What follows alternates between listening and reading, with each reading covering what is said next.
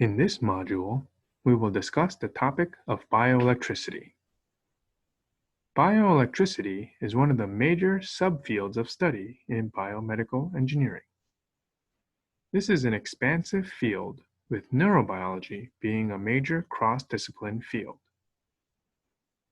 Bioelectricity involves the study of the regulation of cells, tissues, and organs through electrically mediated signaling.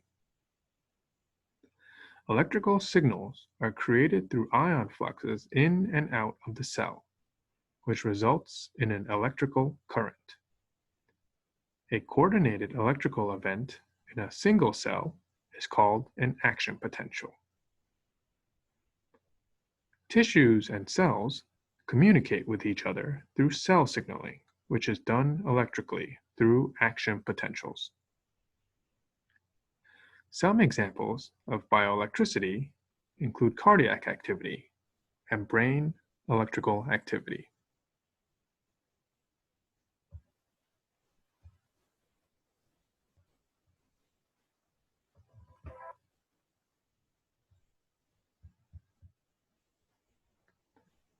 Here, you will learn the basics of an action potential. We'll discuss the main points immediately after.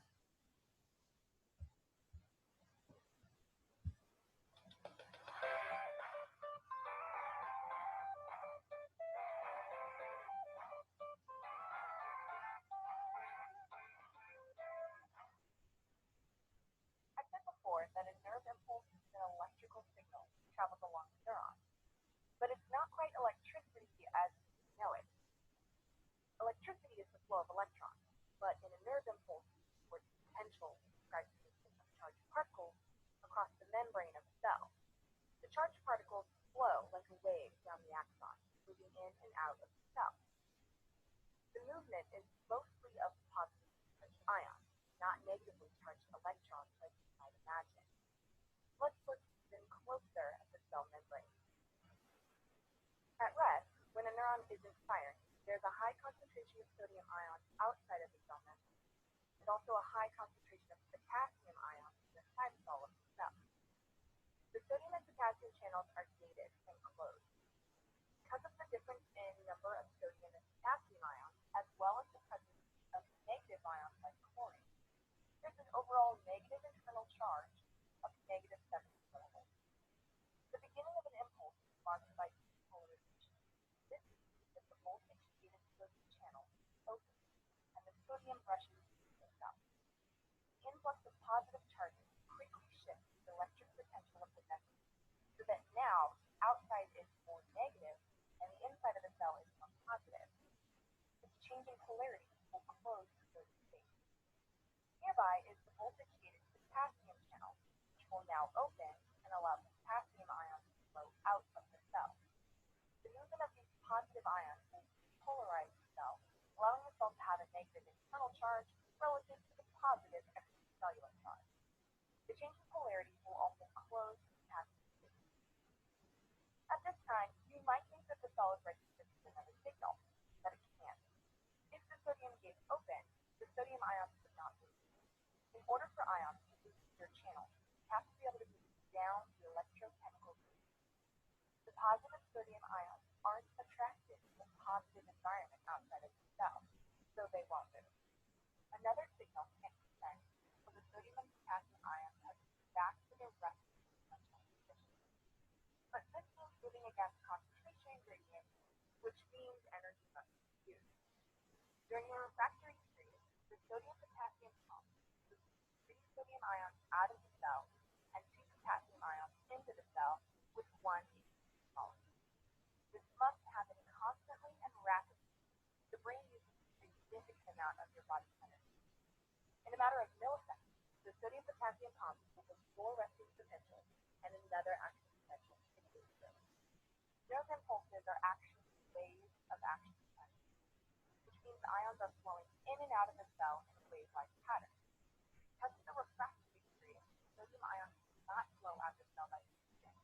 Action potentials can only move in one direction. They begin at the dendrite, they end at the axon terminal. This wave-like movement is local current. The flow of sodium through one gate will trigger the flow of sodium in the next gate, but sometimes there isn't enough sodium to trigger an action potential.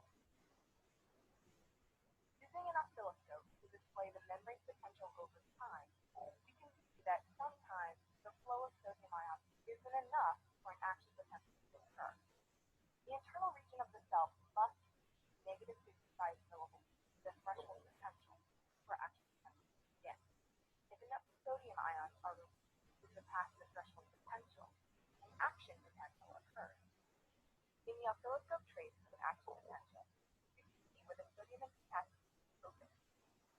Here is the point where the stimulus occurs, and sodium gates open, allowing sodium to rush to the cell. This polarizes the cell, causing the inside to become positive relative to the outside of the cell. This polarity change opens the potassium gate to allow potassium ions to rush out of the cell, which rapidly repolarizes the inside charge. This can often become more negative than -70 millivolts, and is called hyperpolarization or undershoot. This will be corrected during the refractory phase, where the sodium-potassium complex is used to restore resting potential. During this time, no additional action potential is sent, but once resting potential is reached, the neuron is ready to fire again. Thanks for watching this episode of Future Set.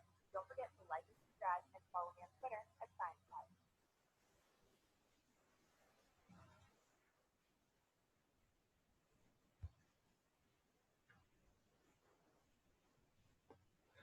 That video had quite a bit of information. Let's break it down and review the information in this slide here. The first phase of the action potential is when the cell is at the resting membrane potential.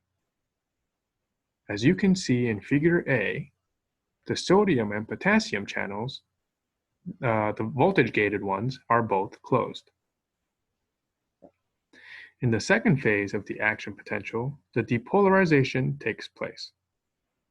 Here, the voltage-gated sodium channel begins to open up, allowing sodium ions to flood into the cell.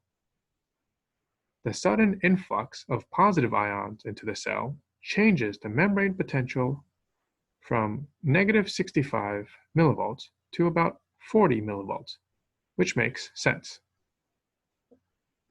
In the third phase of the action potential, the repolarization takes place. Here, the sodium channel has now closed and the voltage-gated potassium channel has now opened. As positive potassium ions begin to flood out of the cell, the membrane potential again drops into the negative range.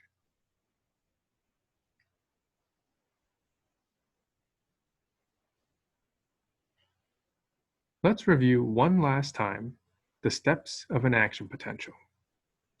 First, a stimulus will trigger sodium channels to open, allowing sodium ions in, and thus depolarizing the cell. Next, the wave of incoming sodium ions causes the potassium channels to open, thus allowing potassium ions to leave the cell and repolarizing the cell. Lastly, the cell will enter a refractory period where it will be unable to undergo another action potential until the resting membrane potential returns to the resting state.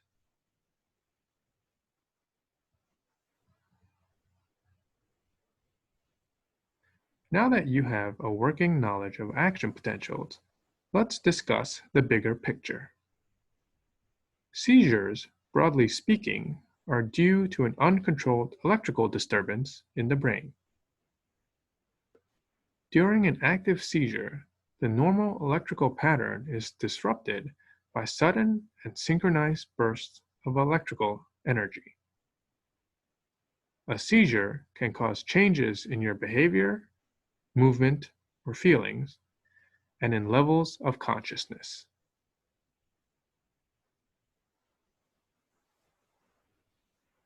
Let's now talk about epilepsy. Epilepsy is a brain disorder that causes repeated seizures. Uncontrolled seizures can be life-threatening and lead to early death. In terms of numbers, about 3.4 million individuals in the US have epilepsy, with about 500,000 being children.